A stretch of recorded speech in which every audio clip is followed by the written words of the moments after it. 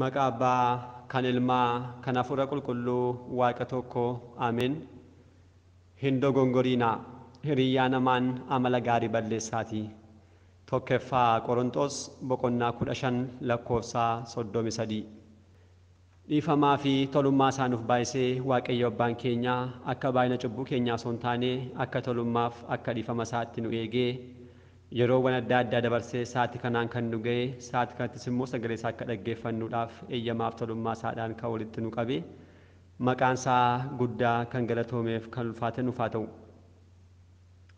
Egaan mata duree irratti hubachuudhaaf akkuma yaallee guyyaarraa akka fedhaaf eeyyama Waaqayyootti kan ilaallu barreeffama gabaabduu mata dureen ishee hiriyyaa kee filadhu kan jettu ta'a. Ergaa qulqullicha Phaawulos gara saboota Qorontositti kan erga kan jalqabaa boqonnaa 15 lakkoofsaa 38 kan barreeffame hin dogongoriinaa hiriyyaa namaan amala gaarii balleessaati kan jedhu irraa ka'uudhaan akka taanutti barreeffama gabaabduu kana dhaggeeffanna jechuudha.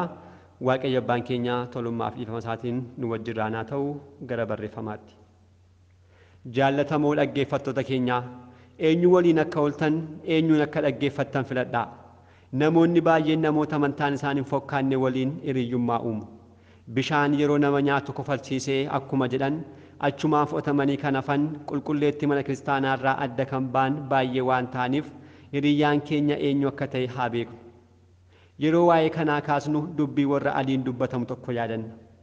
Hiriyyaa kee natti himi ati maal akka taaten sitti himaa jedhu. Namoonni biyya keenyaas jabbiin harree waliin oolte jedhanii kan mammaakan dhiibbaa hiriyyaan jireenya nama tokko irratti qabu agarsiisuufidha. Mootichi Daawitis faarsaa isaa irratti nama arjaa waliin arjaa taate argamtaa, nama gaarii waliinis gaarii taate argamtaa, nama qajeelaa waliinis qajeelaa taate argamtaa, nama hamaa waliinis hamaa taate argamta kan jedhe kanumaaf ture.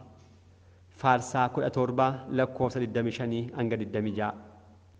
Ibsaa mana kiristaanaa kan jedhame qulqulluun Phaawulos ergaa isaa gara Qorontositti kan erge lammeeffaa irratti ifni dukkana waliin tokkummaa maalii qaba jedhee kan dubbate fayyisaan keenya Iyyasuus Kiristoos dhiiga isaan kan booji'e kiristaanonni ifa waan ta'aniif. Lammeeffaa Qorontos boqonnaa 6 lakkoofsa 14 hanga 15. Wangeela Maatiyos boqonnaa 5 lakkoofsa 14. Hojii cubbuu kan hojjetan amantaan kan nun fokkaanne waliin hiriyyummaa uumuun nun barbaachisu. Sababni isaa diiyaabiloos summii isaa biifuuf namoota namanni fayyadamuurraa gara dudduubaatti waan hin jenneef. Kanatti aansinee immoo kitaaba qulqulluu keessaa namoota kanneen isaan hin fokkaanne waliin hiriyyummaa uuman miidhaa isaan irra ga'e waliin muraasa isaanii ilaalla. Tokkoffaa hiriyyummaa Hewaanii fi Bofaa. Boftis dubartittiin akkas jette. Du'an duutan guyyaa ishee irraa nyaattan ijoonni keessan akka banaman akka Waaqayyoos hamaa fi gaarii adda baastanii akka beektan Waaqayyo waan beekuuf malee. Dubartittiinis mukittii nyaachuun gaarii akka ta'e ija namaattis akka tolu gomjaa isaa ta'uusaas ni agarte. Firii mukittiis kuttee nyaattee abbaa manaa isheefis ni kennite. Innis ishee waliin nyaate lamaan isaaniifiyyuu iji isaanii banameef qullaa isaanii akka ta'anis ni baran. Seera uumamaa boqonnaa 3 lakkoofsa 4 hanga 8. Walitti dhufeenya hin barbaachisne nama hin barbaachisne waliin taasisuun xumurri isaa du'a fida. Hewaan sagalee Addaam dhagaha gargaaraan ishees isa qofa akka ta'e beektee Waaqayyoon galateeffachaa akka jiraattuuf ajajamte. Akka hin nyaanneef ajajamtee kan turte mukittiinis yeroo hundumaa yootti mul'atte illee ilaaltee hin beektu. Abboonni keenyas kan ilaalu ija osoo hin taane lapheedha kan jedhaniif kanaafidha. Guyyaa tokko garuu Hewaan barumsa biraa dhageesse, gorsa biraa fudhatte, sagalee dhaggeeffachuun isheef hin taane dhaggeeffatte, ilaaluun kan isheef taane mukittii ilaalte, kana booda gara mukittii deemtee kutte, kan isheef hin kennamiin alalfattee liqimsite. Namummaan Hewaan guutummaan guututti cubbuu raawwate. Gurri, iji, miilli, afaanii fi garaan ishee guutummaan cubbamtoota ta'an. Haala kanaan Hewaan gorsaa fi yaada riyyaa tokkoon du'a addunyaatti fidde. Yeroo boofti gara isheetti dhiyaachuu barbaaddu osoo ofirraa deebisa ta'e kun hunduu hin jiru ture. Atis eenyu waliin akka ooltuu fi eenyuun akka dhageessu sirriitti adda baafadhu.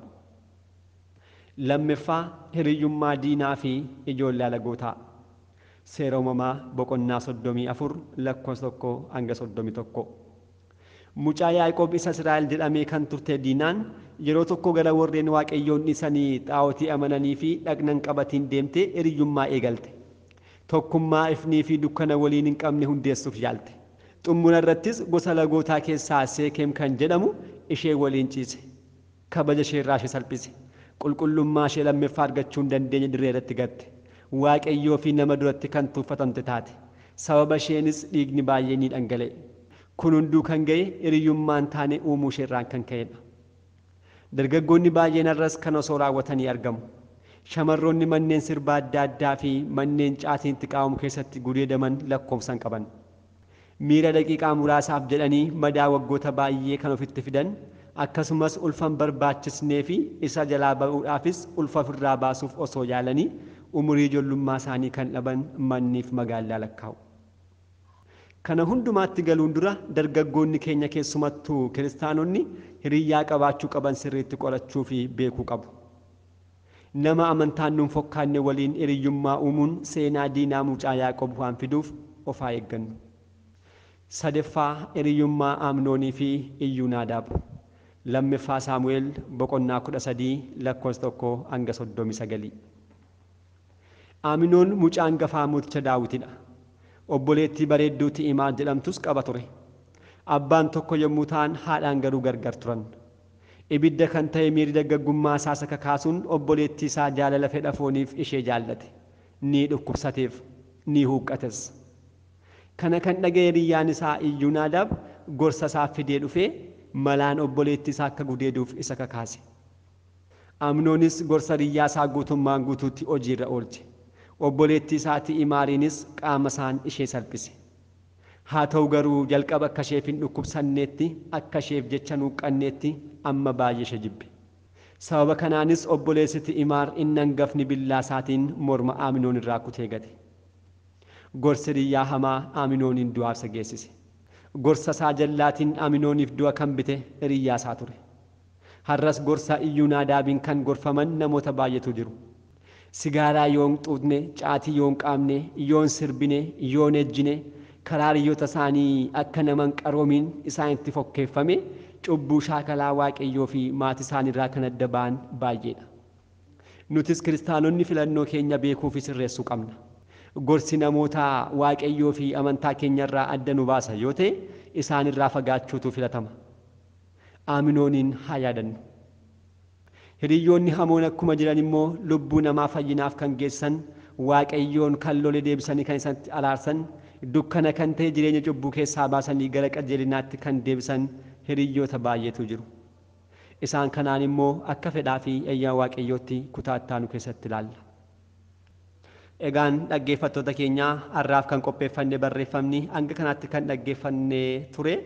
Har'as egaa keessumattuu bara intarneetiin haala kanaatiin babal'atee jiru keessatti hiriyyaa argachuun baay'ee salphaa yeroo ta'e callisneetuma arraba namaa yookiin dubbii namaa laaluutiin footoo namaa laaluutiin callisneetuma hiriyyaa naaf ta'a jennee yerootti galaa jirru waan ta'eef barumsi kun keessumattuu nuuf dargaggootaaf barumsa guddaa barumsa ta'uudha. Kanaafuu abaluudha ani nan beekaa isheetiin nan beekaa isaan nan beekaa jennee callisnee waan tokkotti seenuun sirrii miti. Amantaa namaa adda baasnee amantaa keenya waliin nama tokko hin taane duukarra hiriyyummaa uumuun rakkoowwan amma gubbanatti agarre miidhaa isaanii hundumaa nurras geessuu waan danda'uudhaaf sana hundumaa beekuun barbaachisaadha. Dabarrees immoo nama ni beekna jechuun qofaan isaayyuu baay'ee cubbuu ta'uu danda'a. Nama beeku kan dandeenyu ijaan ilaallee bakkee isaa qofadha. Keessa namaa ija keenyaan ilaallee yookiin qorannee sammuu keenyaan bira ga'uu hin dandeenyu. Garuu turtii keessa immoo yeroowwan adda addaa fudhannee keessa turree gaafa laallu immoo maalummaa namaa adda baasuu dandeenya. Kanaaf hiriyyaan nuti qabachuu qabnu hiriyyaa akkamiiti? Hiriyyaa boor jireenya kiristaanummaan amma qabadhee jiru kanarraatti na kaasee addunyaatti na galchee boor immoo si'ooliif na qopheessuudha moo? Hiriyyaa jireenya kiristaanummaa koo har'aa kanatti dabalee kan inni yaadatiin na yaadachiise gaabbiidhaaf na geessise daandii waaqayyoo daandii gooftaa kootti kan na deebisu hiriyyaa akkasiidha kan hin qabu jennee kana lamaan adda baasuun nurraa eegama jechuudha. Waaqayyo abbaan keenya kan dhageenye hundumaa sammuu keenya keessa nuuf bulchee akka ittiin jiraannuuf hojiitti jijjiirree firii gaarii akka ittiin buusnuuf fedhaa fi jaalala isaa nuuf haa ta'u. Kutaa itti aanuun hanga deebinutti nagaa Waaqayyootiin turtii gaarii. Galanni Waaqayyoof.